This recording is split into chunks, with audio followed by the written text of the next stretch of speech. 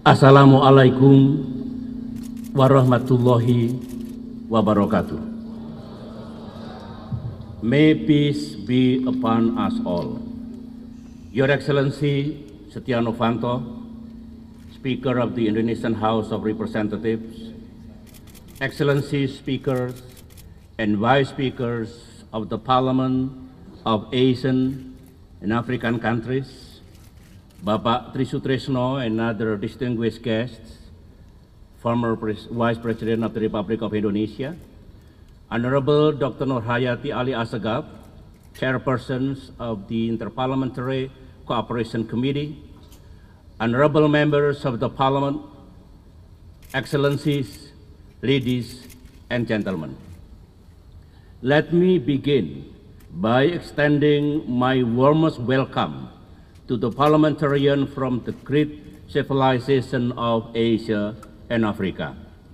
You have all come here in peace and friendships, and I am sure that you shall return with renewed confidence and greater hope. We gather here to commemorate 60 years of the Bandung Conference, the day the leaders of Asia and Africa brought new light to a world in distress.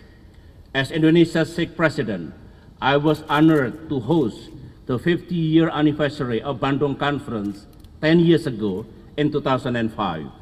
Back then, the conference agreed to launch the new Asia-Africa Strategic Partnership. Today, I am pleased to see how this partnership has continued to grow. Perhaps in 2025, when we commemorate 70 years of Asia-Africa Conference, we shall have an achievement card to keep score of our ongoing progress. Indeed, we are now celebrating Bandung under much better circumstances, but with new set of challenges. The Cold War has long ended. The threat of a nuclear holocaust no longer haunts us. Proxy wars have dramatically receded. Globalization has become pervasive. And in that process, hundreds of millions of Asian and Africans have been lifted out of poverty. Yet, despite this hopeful sign, the world peace that the humanity aspires for remain elusive. We still live in turbulent times. In 6 decades after the groundbreaking Bandung Conference, the search for peace, justice, and prosperity continues. The post-Cold War order remains fluid and is still searching for the right equilibrium. The United Nations Security Council still has not changed much in terms of its permanent membership. And to add to our concern, we are seeing the deteriorations of relations among major powers. What makes us hopeful is that today, Asia and Africa have evolved from continents of poverty to continents of opportunity. This is why people are talking about the Asian century, because Asia is now home to some world's largest economies: China, Japan, India, Indonesia, South Korea, and others. This is also why people are talking about the African century, because Africa is now home to some of the world's fastest growing economies: Ethiopia, Rwanda, Botswana, Angola, Mozambique, and others. So, the call of Asia-Africa today is much more than solidarity. It is about harnessing and seizing opportunity. How do Asia and Africa move from the beautiful concepts of solidarity to the practical concepts of opportunity? In my view, there are 3 major issues that we must grapple with. If we can effectively address these strategic issues, then we will change the fate of Asia-Africa for good. Excellencies, ladies and gentlemen, the most immediate that comes to my mind is poverty. Significantly, worldwide, extreme poverty in our time has been pushed down to a historic low of 20% compared to 80% in 1950s. Still, poverty remains a stubborn problem, including here in Indonesia. In Asia and Africa, some 700 million people still live under $1 a day. Many have died due to high HIV, AIDS, malaria, and tuberculosis. Many are feeling the crunch of water crisis and food shortages. The answer to this is economic growth, which quality growth. Asia and Africa need to seize the post-2015 development agenda, which will be finalized and launched this year by the United Nations. The good news is that, overall, many Asian and African countries have done well in attaining the 8 Millennium Development Goals, MDGs, since it was set by the UN as a global target in 2000. And on top of that, the number of middle-income countries in Asia and Africa today has proliferated. 2015 is the year when the Millennium Development Goals will reach its final mark, and subsequently the community of nations will embark on the next global development agenda. And of course, that post-2015 development agenda, whatever the outcome, must continue to change the face of Asia and Africa as its biggest stakeholders. That post-2015 must bring about empowerment and equal opportunity to the hundreds of millions of Asian and Africans that are still deprived of them. I am honored to have played a role as co-chair of the high-level panels of eminent persons assigned by the UN Secretary General to contribute inputs to the next phase of sustainable development. While we are still waiting for its final form, in my view, the post-2015 development agenda must be considerably more ambitious than the MDGs. It must build on the achievement and lessons of MDGs. It must lead to the positive transformation of our societies. And most importantly, it must be supported by better international collaboration. Ladies and gentlemen, indeed, that is one of the main challenges of Asia-Africa today, to deepen our interregional and intra-regional cooperation, especially in the context of South-South cooperation. We are much better placed to do this than our forefathers in Bandung in 1955. Today, Asian and African countries are a lot wealthier and have a lot more resources to share than before. Both Asia and Africa have become not just users, but also sources of innovation, which can be readily shared among us. We have much better infrastructure and connectivity. We have mechanisms of bilateral, trilateral, and regional cooperation.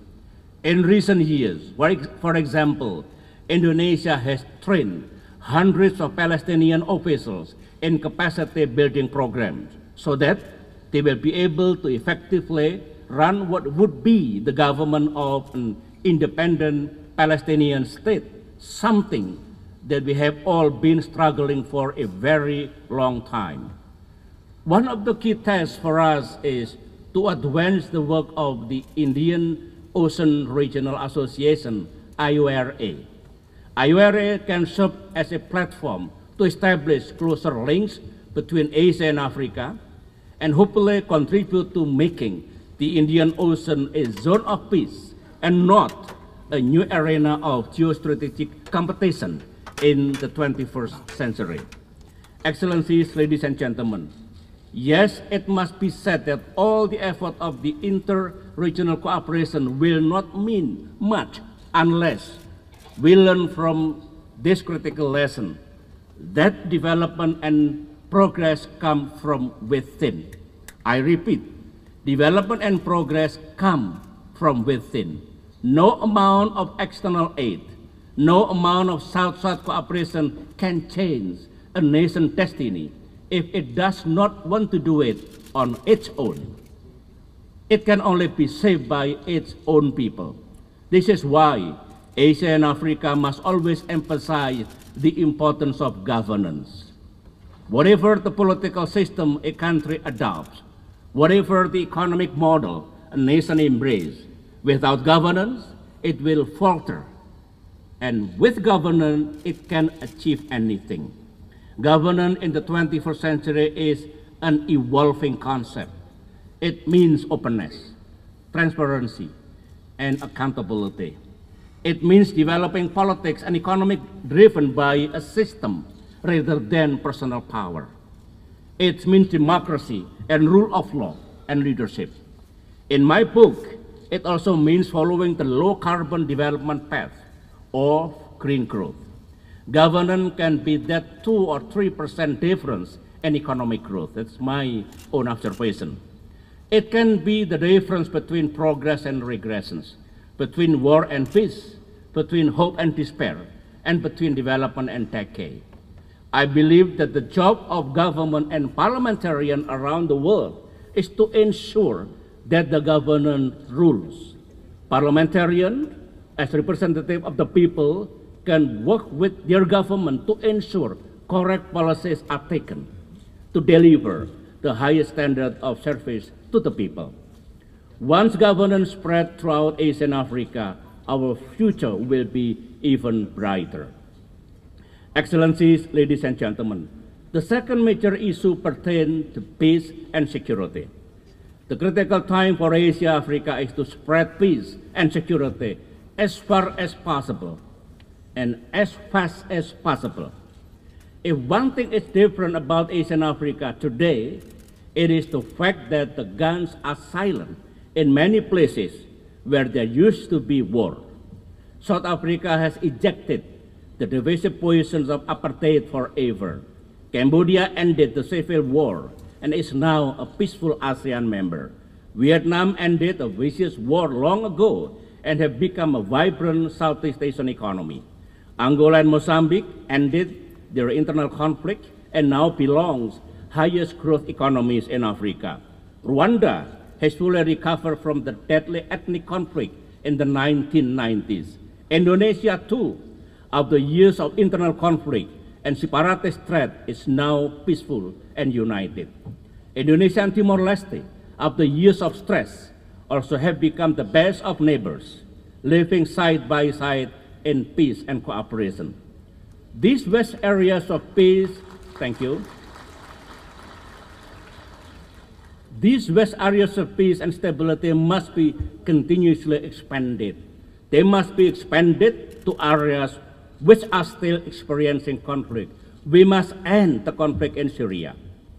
We must realize the dream of independent Palestinian state. We must find a peaceful end. Thank you. We must find a peaceful end to the violence in Yemen. We must check the spread of false teaching of ISIS into our free and tolerant societies. We must help Afghanistan achieve peace and democracy. I am, of course, referring only to some of the wider security challenges in Asia and Africa. Things may get worse before they get better, but we may take comfort in knowing that in past decades, there are plenty of places within Asia and Africa where peace and brotherhood have replaced conflict and hatred. Ladies and gentlemen, the third strategic challenge is, can the nation of Asia and Africa excel and leap forward together?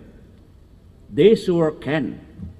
But in order to do so, they have to place entrepreneurship, innovation, and technology at the heart of their national way of life. They have to build their human capital, which are the best asset for any nation. They have to be open-minded and reform-oriented.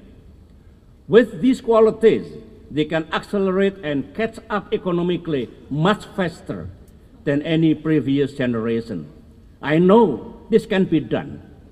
We are seeing many innovation centers now coming out of Asia and Africa. We see the rise of large army of entrepreneurs. We see the emergence of large pool of human capital. We see diasporas returning to their home country and become agents of change. We are seeing brands from our continent go global: Samsung, Huawei, Lenovo, Tata, Toyota, Nando's, Indofood, Shangri-La, and many more. I would like to see more Asian and African innovation connects, and if possible, collaborate with one another. Technology transfer can occur not just between North and South, but also between the South. I would also like to see more investment among Asian and African companies. And certainly we all would like to see more investment in the human capital on both sides. Ladies and gentlemen, Asia Africa have come a long way, but we still have far more to go. We need stronger solidarity, partnerships, and cooperation, not only in terms of politics, but more importantly in economic policy and the improvement of people's welfare. Today we salute the vision of our founding fathers, who 6 decades ago in Bandung, Indonesia, resolved to awaken the spirit of Asia Africa in order to rebuild the world anew. Let us inhale that wonderful spirit deep into our hearts. Let us build on their good work and leave no country behind in this great march forward. Let us realize the promise of a new age of peace and progress for Asia and Africa, for all of us, and for humanity. Amin. Thank you. Wassalamualaikum warahmatullahi wabarakatuh.